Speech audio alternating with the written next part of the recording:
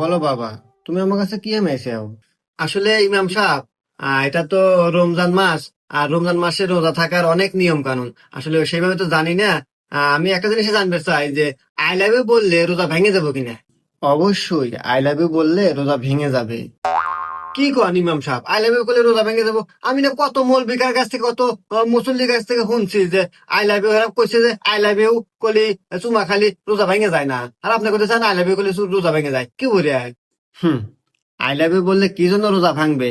দাঁড়াও, আমি তোমাকে ব্যাখ্যা করে বলছি, মানে ভেঙে বলতেছি। তুমি যদি পাশের বাড়ি অন্যজনের বউকে গিয়ে আই লাভ ইউ বলো, সেখানে ঝামেলা হবে, বিবাদ হবে, মারামারি লাগবে। আর মারামারি, বিবাদ চিবাদ এগুলো আমাদের ইসলামে পাপ। আর পাপ হলেই রোজা ভেঙে যাবে। আর তুমি যদি তোমার নিজের বউকে আই লাভ ইউ কও, তুমি এত বড় যে একটা মিথ্যা কথা বলবে, আর এই মিথ্যা কথা বলা আমাদের ইসলামে পাপ। আর পাপ হলেই রোজা ভেঙে